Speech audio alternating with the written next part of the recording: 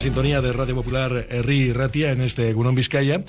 Y ayer, precisamente, en el Teatro Arriaga, en la Plaza de la Arriaga, tuvo lugar un acto político de Podemos, en el que participaron Pilar Garrido, en el que estuvo López Uralde, estuvo Ana Viñals, Enerich de Madariaga, estuvo también Luis Miguel La Peña, y estuvo Pablo Iglesias. Y Pablo Iglesias está con nosotros. Pablo Iglesias, ¿qué tal, Egunon? Egunon, muy contento de estar aquí con vosotros. Bueno, lo que pasa que no es lo mismo, ¿no?, estar plenamente metido en la campaña que ser apoyo de las campañas. Bueno, esto es mucho más divertido y ahora estoy mucho más feliz. Primero puedo decir lo que me da la gana. Normalmente un candidato tiene que medir, tiene que matizar, tiene que calcular los mensajes por los titulares que da. Yo puedo ir a calzón quitado y eso en el mitin se nota y funciona. Y además dirijo un medio y doy clase, que es lo que a mí me gusta. Estoy mejor que nunca. Claro, pues está como director de Canal Red y luego también como profesor de la Complutense, ¿no? Así es. Como profesor de ciencia política, que es lo que le gusta, lo que le va. Así es, así es. Bueno, de todas formas, hombre, sí que es verdad que no ser ahora mismo el objeto principal en una campaña electoral no significa que Pablo Iglesias deje de ser objeto, primero, de seguimiento político. Y no solamente eso también, sino el otro día le vimos en los juzgados, precisamente, ¿no? Por desgracia, de un seguimiento personal también, claro. Totalmente, eso... Aparte, no es un problema solamente porque haya ocurrido con nosotros y siga ocurriendo, como se vio el otro día con Irene conmigo en los juzgados, pues que eso habla de la situación de la democracia española, en la que se ha normalizado que la extrema derecha pueda acampar a sus anchas y que no ocurra lo que ocurriría si eso le ocurriera a gente de otros partidos. Yo creo que esa excepcionalidad, esa falta de salud democrática, que es algo que nosotros denunciamos en su momento ante el escándalo de muchos en Madrid, es una realidad y un peligro creciente y hay que combatirlo. O sea, el fascismo es una realidad en Estados Unidos, en América Latina y en Europa, y aquí en el Estado también, y tiene consecuencias terribles. ¿Cuándo llega ese momento, esa implosión precisamente? ¿Esto llega con las redes sociales, por ejemplo, que es lo que, voy a poner entre comillas, lo de democratiza a los haters y les permite vía libre, teniendo el anonimato y alguien que les dirige, claro, evidentemente? Yo creo que en el caso del Estado español el problema no son las redes sociales son un instrumento más que la ultraderecha utiliza. Yo creo que la emergencia de Podemos y el debate que puso encima de la mesa sobre la posibilidad de disputarle el Estado a la derecha generó un movimiento reaccionario que tuvo su expresión judicial, que tuvo su expresión policial en las cloacas, que tuvo sobre todo su expresión mediática y que, como punta de lanza de esa estrategia de violencia mediática, pues hay unos descerebrados de extrema derecha que te pueden acosar, que te pueden insultar, que te pueden amenazar con unos niveles de impunidad escandalosos. Pero ojo, yo siempre digo, Miguel Frontera, el Zugasti, estos tipos son el resultado de lo que han hecho otros con apellidos mucho más conocidos, como Ana Rosa Quintana, como García Ferreras. Pero encima de ellos, por ejemplo, no hay alguien que lleve las correas, porque alguien tiene que soltar el bozal. Es verdad, y seguramente el apellido Pérez, de un tal Florentino, nos explica mucho de cómo se estructura el poder en España. Pero yo no quitaría responsabilidad a esos jefes de los medios de comunicación que también son empresarios. Ana Rosa Quintana es propietaria de 44 pisos turísticos. Es decir, tenemos a la patronal inmobiliaria diciendo que el problema es la ocupación y que esto se soluciona con matones neonazis como los de Desocupa. Claro, en una licencia que es de la gente. Que la gente a veces se le olvida que las televisiones privadas y las radios privadas ocupan una frecuencia que es de titularidad pública por medio de una concesión que tiene en última instancia que ver con las decisiones de los representantes de los ciudadanos. Y es un escándalo que la patronal inmobiliaria se siente todas las mañanas en Telecinco a contarle a la gente cómo es el problema de la vivienda.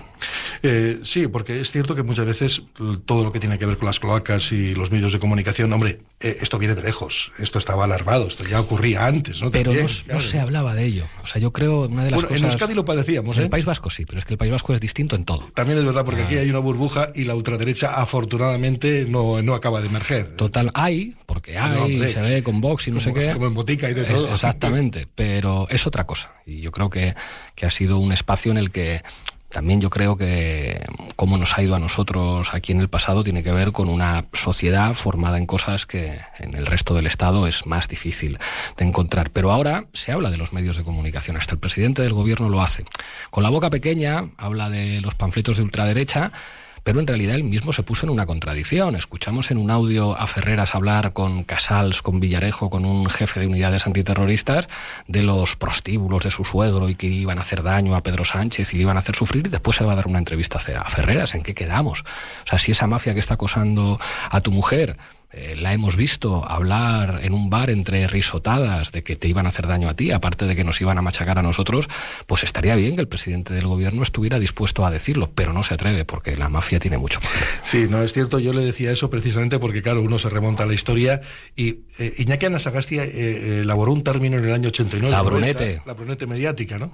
Y esa brunete mediática, que por cierto, nosotros nos rebelamos contra esa brunete mediática y al final rompimos precisamente con la cadena COPE. Nosotros somos una emisora afortunadamente independiente, ¿no? Con una línea absolutamente distinta, pero quiero decir que eso ya existía. Existía eso y existía la policía política, o sea, la policía patriótica, ¿no? Totalmente, pero eran de alguna manera temas proscritos. O sea, había mucha gente que pensaba que el periodismo consistía simplemente en ser el mensajero.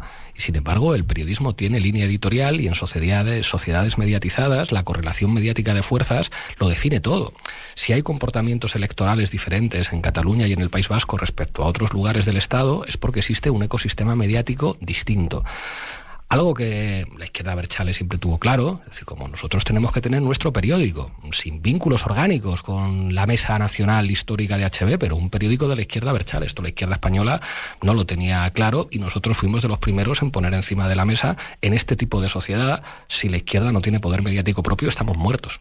Sí, eso es lo que ahora sucede, ¿no? Y el problema está que ese surgimiento de la ultraderecha, el problema está que vemos que cristaliza, no solamente cristaliza lo que es en el conjunto de Estado, en España, sino que empieza a cristalizar en Europa cada vez más fuerte, ¿no? Ahora mismo las encuestas están hablando de una Marine Le Pen que puede ganar en Francia, Meloni lo puede hacer en Italia, pero podemos ir a Países Bajos, etcétera, la emergencia en Alemania. ¿Qué está ocurriendo?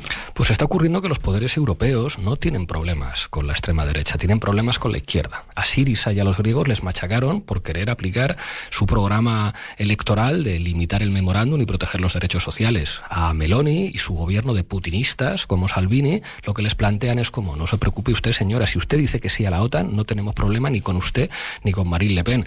Ahora el PSOE, que ha sacado un vídeo de somos zurdos y Milei no sé qué, todavía no han sido capaces de aclarar si van a sentar a Teresa Rivera con miembros de la ultraderecha en la próxima comisión. No lo aclaran porque están dispuestos a hacerlo. Bueno, es que la Unión Europea ha favorecido a la extrema derecha al tiempo que ha machacado a las opciones políticas de izquierdas. Pero algún problema ha tenido la izquierda también, ¿no? Que no ha sabido responder o mantener el pulso de la sociedad. Yo creo que el principal problema de la izquierda es no entender que el terreno crucial de la política es la ideología. El otro día Milei, en el discurso en el meeting de Vox, dijo algo que no sacaron los medios de comunicación.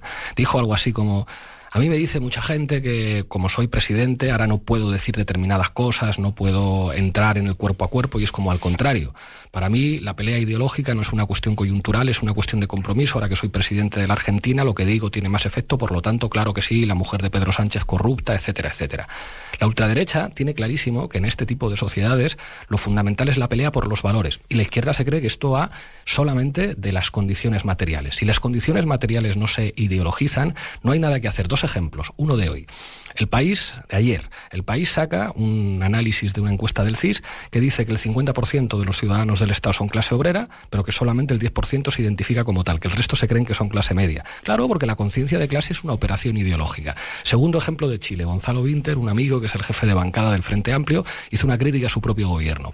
Dijo: no estamos dando la pelea ideológica desde el gobierno. Le contestan los ministros socialistas que ellos no están para peleas ideológicas, sino para mejorar la vida de la gente. Y Winter le responde y dice: mira, desde el momento en que la derecha ha convencido a los chilenos de que los impuestos son malos, nos tienen con las manos atadas en el gobierno. Porque si la gente piensa que los impuestos son malos, ¿cómo puede hacer política la izquierda cuando una reforma del sistema fiscal es la clave de la redistribución? La ideología es la clave para hacer política, no los datos, ¿no? O sea, es como, dice, ¿cómo es posible que tanta gente vote a Milei? ¿Cómo es posible que madrileños de Getafe, de Alcorcón, de Parla voten a Ayuso? Pues porque en realidad, aunque tú subas el salario mínimo, eso no determina un comportamiento electoral. Hay una izquierda que piensa que si creas un salario mínimo más alto o una renta mínima garantizada, la gente humilde te va a votar, y no es verdad. Las claves son ideológicas y la derecha lo tiene clarísimo. Los de la COPE, eso lo sabes tú mejor que yo, lo han tenido claro siempre. Bueno, de todas formas también es verdad que la izquierda se pega tiros en los pies, ¿eh? Constantemente. Y se atomiza cada 2 por 3. Absolutamente. Probablemente porque la izquierda sea mucho más crítica que la derecha. Y no solamente por eso. Yo creo que en el Estado la izquierda siempre ha estado mediáticamente intervenida. El diario El País siempre ha querido configurar las internas de todos los partidos de izquierdas. No siempre les ha salido bien, pero casi siempre. Intentaron que ganara Susana Díaz a Pedro Sánchez y no les salió bien, pero lo normal es que les saliera bien. Intentaron que a nosotros los de Rejón nos ganaran dentro de Podemos y no les salió bien, pero después pudieron crear una izquierda a su medida. Yo creo que la izquierda tiene que aprender a no bailar al son que le dicen que tiene que bailar, a no ser políticamente correcta, a atreverse a decir cosas, bueno, pues que pueden ser incómodas y que te van a dar duro por decirlas, pero que es imprescindible decirlas. Igual hay una pregunta que ya queda descontextualizada, pero ¿qué pasó? ¿Qué ha quedado del 15M? Porque aquí en Euskadi, por ejemplo, tuvimos un Podemos que ganó las elecciones generales. 2 veces. Más lejos, 2 veces, ¿no? Y dices, ¿qué ha ocurrido? Porque eso también ha generado mucha frustración y decepción. Bueno, han cambiado muchas cosas. Yo creo que echar la vista a 12, 13 años atrás y ver lo que estamos viendo ahora, o sea, ver que un tipo como yo llegara a ser vicepresidente del gobierno, que tengamos el salario mínimo como lo tenemos, que se hable las cosas que se dice de los medios de comunicación, o ver que en el País Vasco Bildu, si sumamos los votos de Navarra y de Euskadi, es la primera fuerza política del país en un contexto de normalización política. ¿Quién se iba a imaginar hace 13 años que el acercamiento de presos a cárceles del País Vasco iba a ser una realidad? Claro que han ocurrido cosas que tienen que ver con el 15M, pero bueno, otra de las que ha ocurrido es una reacción de la derecha españolista monárquica, pues que lógicamente ha enseñado también las verdades de los poderes del Estado y de los grandes poderes económicos españoles, pero claro que han pasado cosas. Siendo vicepresidente del gobierno no se pueden cambiar las cosas. Menos de las que a mí me gustaría. Cuando estaba en el gobierno siempre decía a mis ministros, casi tan importante como lo que hagáis es que seáis capaces de explicarlo bien. Porque si tú haces muchas cosas pero no las puedes explicar, estás fuera del terreno crucial de la política, que es la ideología, los medios y el relato. Se pueden cambiar muchísimas menos. Y luego hay que tragar muchos sapos, ¿no?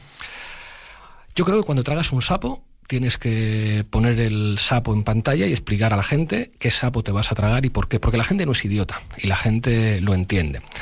Y creo que cuando estás dentro de un gobierno de coalición tienes que normalizar que tú no estás de acuerdo con el socio y que va a haber peleas y que el gobierno va a ser un terreno de combate y que si la gente no presiona desde fuera te van a quitar fuerza para ganar cosas. Nosotros ganamos algunas cosas dentro del gobierno, pero las que ganamos tenían que ver con la presión que venía de fuera.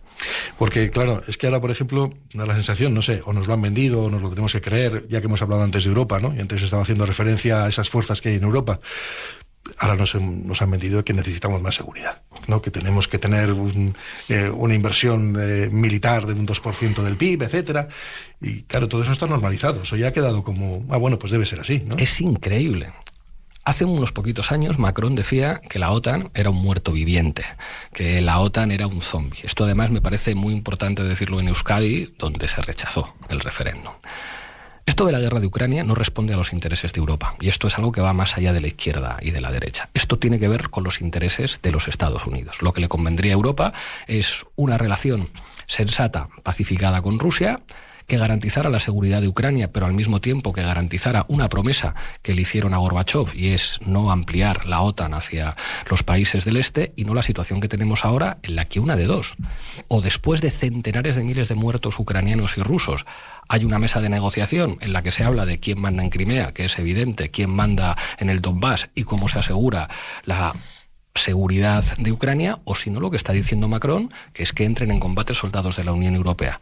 Entonces es que alguien va a asumir que vuelvan en cajitas de madera soldaditos españoles, portugueses, italianos o griegos. Esto es una locura. Es una locura que se produzca la destrucción de una infraestructura estratégica alemana como Nord Stream. Es imposible que eso ocurra sin la participación o la complicidad o el visto bueno de la OTAN, y aquí nadie diga, pero ya, ¿cómo puede ser que los Estados Unidos permitan o favorezcan destruir una infraestructura estratégica de soberanía energética de Alemania en su relación con Rusia para que les compren el gas a los norteamericanos? Estos son temas, además, proscritos en los medios de comunicación. Casi nadie sabe lo que es Nord Stream, casi nadie habla de la humillación que supone al gobierno más importante de la Unión Europea, como es Alemania, que le hayan hecho saltar por los aires Nord Stream. Por eso, a mí cuando nos llaman ingenuos a los pacifistas, es decir, ingenuos son ustedes, que nos llevan hacia una guerra nuclear. Lo más sensato, lo más pragmático, sería haber hecho lo que nosotros defendimos desde el principio, no enviar armas y apostar por una negociación que, ojo, según dijo The Guardian, un mes después de la guerra, en Estambul estaban a punto de firmar un acuerdo que paró Boris Johnson. De todas formas, da la sensación, y no sé si coincide con ello, que la Unión Europea se ha convertido en una especie de recepción de países que luego a su vez van a estar, digamos que, atrapados por lo que va a ser la red de la OTAN. Es decir, que estamos aquí como si fuera una especie de aceptación de miembros de Europa, pero que realmente estamos así haciendo el trabajo sucio, ¿no?, a los servicios de Estados Unidos. Se dice que Charles de Gaulle nunca habría aceptado la incorporación del Reino Unido a la Unión Europea, que finalmente se fueron, y es verdad que la incorporación de antiguos países de la órbita soviética a la Unión Europea pues hizo que los Estados Unidos tengan sus propios submarinos. A veces, cuando los estadounidenses viajan a Europa, no van a Bruselas, van directamente a Varsovia, donde tienen más partidarios. Yo me considero europeísta y creo que la idea con la que nace Europa después de la Segunda Guerra Mundial, con los objetivos de asegurar una mínima prosperidad, entre otras cosas, para contener lo que representaba la Unión Soviética y el peso de los partidos comunistas en países como Francia e Italia, y por otra parte, pues asegurar la paz y la no repetición del fascismo, es algo que ha quedado completamente disipado y ahora mismo somos potencias auxiliares de los intereses de Estados Unidos que no son los nuestros. Bueno, tanto es así que hay bases que de repente que descubrimos, bases operativas de la OTAN, como por ejemplo la de Menorca, no sin ir más lejos, ¿no? Es alucinante. Y dices, lo acabamos de descubrir. Sí, lo publica un diario y dices, pues será así entonces, ¿no? Y no se habla en las televisiones. No, se habla poco, ¿verdad?, de estas cosas, ¿no? Bueno, lo que pasa es que, a ver, como van a hablar las televisiones y son siempre los mismos, que van cambiándose de un sitio para otro. Y además son todólogos. Lo mismo te hablan de una pandemia que son todólogos. De la Copa de Europa, está claro. No, es muy complejo eso, no es muy complejo. Pero sí que es cierto que los retos europeos están ahí, los tenemos sobre la mesa, y el problema está cómo convencemos a la ciudadanía de que estas elecciones son importantes. Porque da la sensación de que aquí estas elecciones no se las cree nadie, las ve muy lejos, o hay intereses para decir, mira, que sea una minoría la que decida. Son muy importantes, entre otras cosas, porque no se decide ningún gobierno. Esto es la hostia, pero hay mucha gente que dice, bueno, mira, las elecciones en Euskadi es quién va a mandar aquí. Las elecciones municipales, quién va a ser el alcalde o la alcaldesa. Las generales, si va a gobernar el PP con Vox o va a gobernar Pedro Sánchez con no sé quién. Las europeas no. O sea, las europeas te permiten votar lo que tú quieras, sin que hagas ningún tipo de voto útil en clave de mal menor. Tienen además un sistema electoral en el Estado que hace que todos los votos valgan igual. No hay como circunscripción provincial que beneficia a los que más votos tienen respecto a los que menos. Y luego es un proceso electoral que mide la correlación de fuerzas frente a una extrema derecha que va creciendo y que va a tratar de entrar en la Comisión Europea.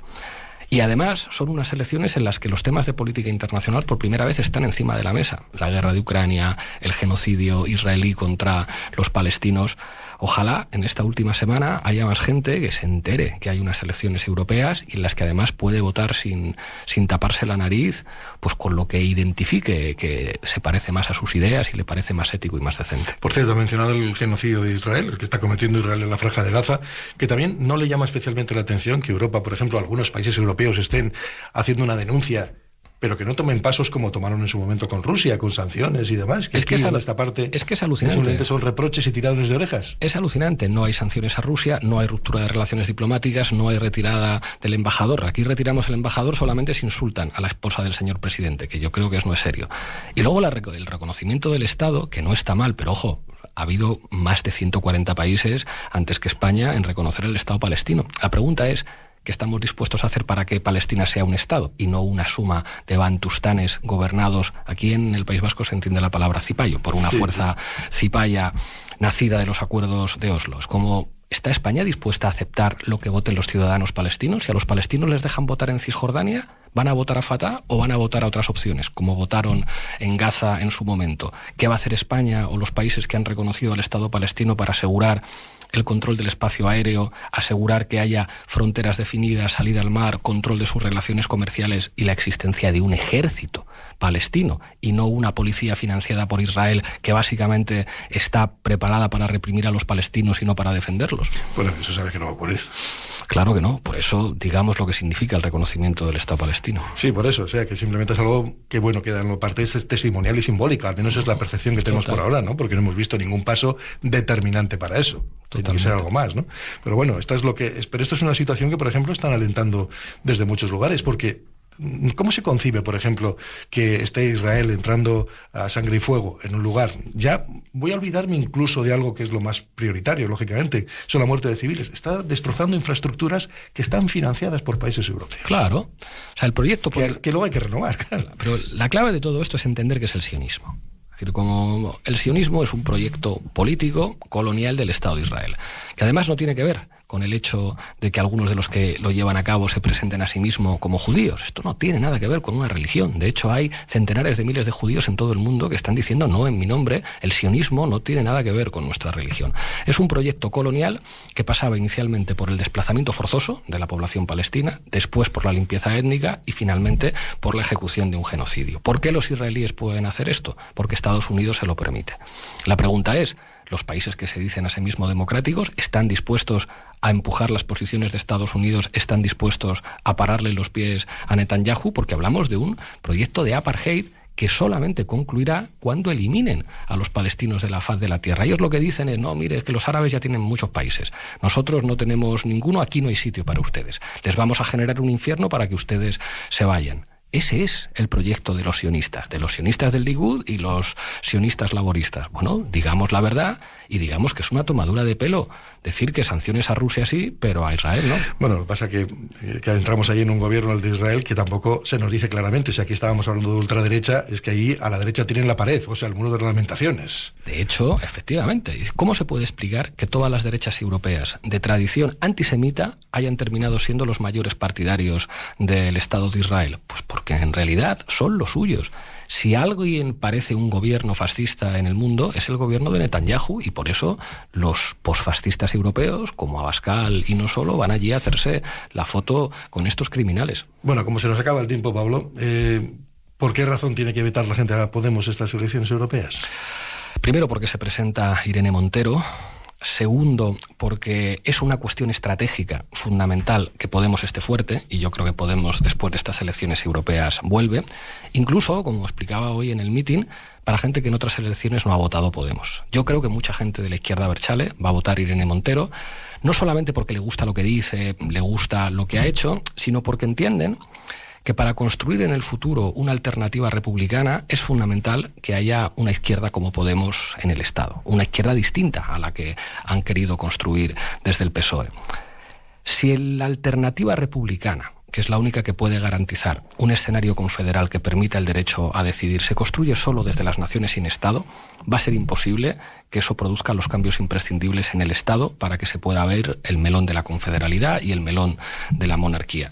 Para eso hace falta que Podemos esté fuerte. Y yo creo que mucha gente en el País Vasco, que mucha gente en Cataluña eso lo han entendido y que van a votar Podemos, aunque hayan podido votar Bildu en las últimas elecciones. Pablo Iglesias, te agradezco el que haya estado con nosotros en el día de hoy. Que tenga un buen día. Es que ricasco.